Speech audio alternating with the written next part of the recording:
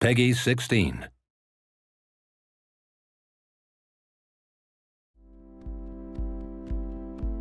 I believe video games are the future of storytelling. And I think this is just a prehistory of video games. We're just pioneers. This industry is just learning to walk on its feet right now. And that's what inspires me. It's being part of that incredible movement. This was my real father's camera.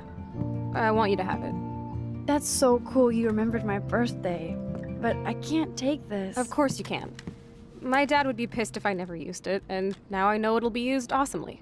And I'll snag this picture as a symbol of our reunion. Cool? Since the beginning, we knew that we wanted to have some licensed titles. This is really something important for us because of the mood of the game and the nostalgic feeling we wanted to have.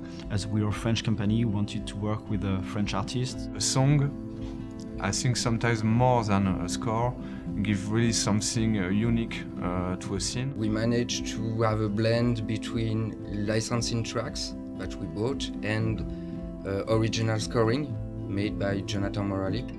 We knew that he has made some soundtracks for movies, but he has never done any video games before.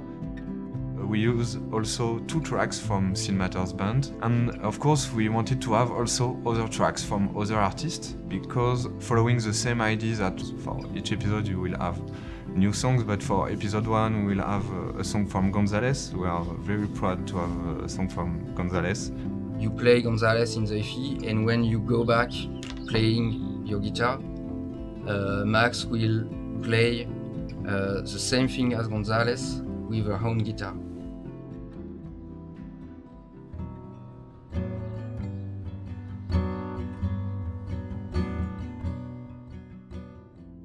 We have a song of Angus and Julia Stone, who are great artists also, and since the beginning of the game we have some Angus and Julia Stone music on a lot of scenes in the game. This is, their songs work very well with our game and with our mood.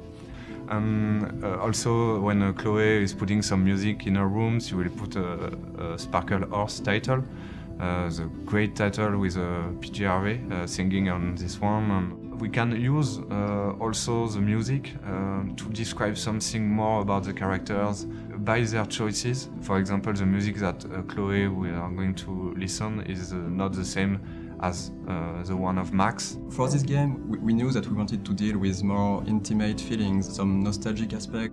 For us, Life is Strange is more like an indie movie sort of vibe, like compared to a blockbuster, it's more like a Sundance movie. So we thought that going for a realistic rendering wouldn't work this well for this project, because we really wanted to have this slow-paced and intimate feeling with the game, and we thought that having this hand-painting feeling would really allow the player, the viewer, to put some of their own imagination and on their own feelings to what they were looking for.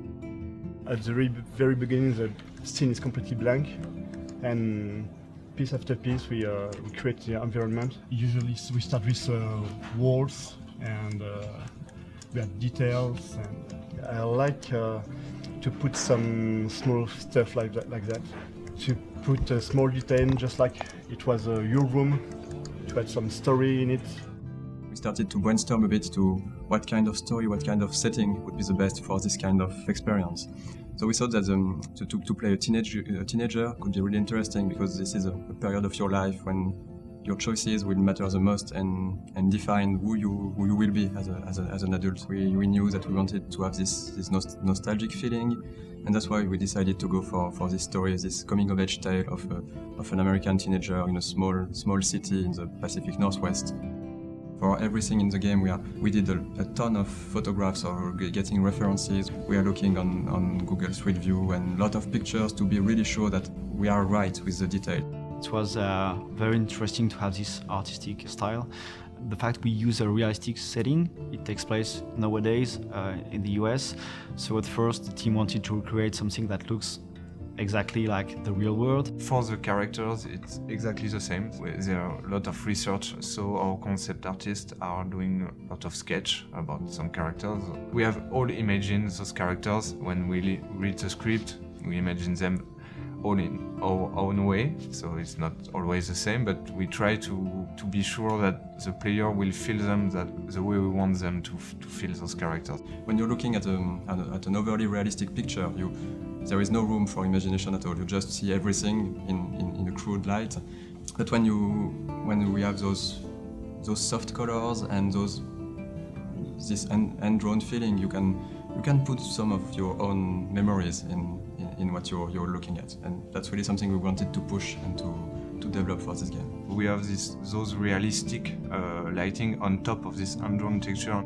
I think light is almost an actor itself in the game. In Sundance movies, there is this will to frame against the light or to have those light coming in the picture, and that's something we really wanted to portray in the game, to use the light to be part of the picture and just not be something that just would be lighting the characters. That's also some new technology we developed for Life is Strange, to have those light leaks bleeding over the picture. Some of the parts of the game are taking place in the magic hour, because this is really this kind of lighting and feeling that really brings this warmth and soft feeling, and I think it was great for telling this story, our story of Max and Chloe.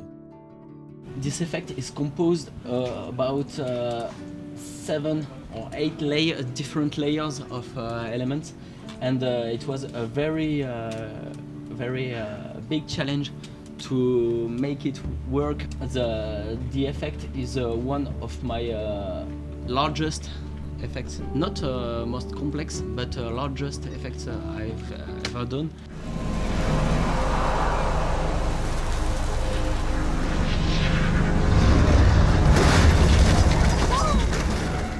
The writer is based in the US. The script he creates is we're very proud of it. Yesterday, the audio director for the VO sessions said once again that he loved the script. She looks like a model. That was her plan. Our plan. Get the hell out of Bigfootville and into Los Angeles. What about your mom? What did Joyce think about all this?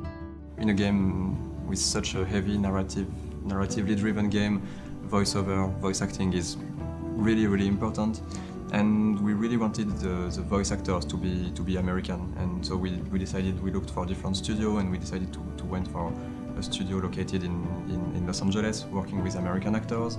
We attend remotely the sessions in Hollywood, in Los Angeles. So we have a day that starts 10, and around 6 p.m. we have to start the second day of the day and attend the recording session until 3 a.m.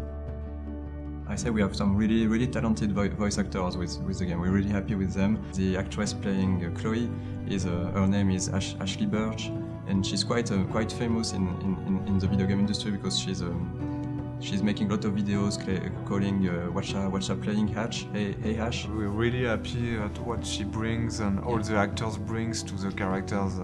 When we record the session, they give something more to the characters.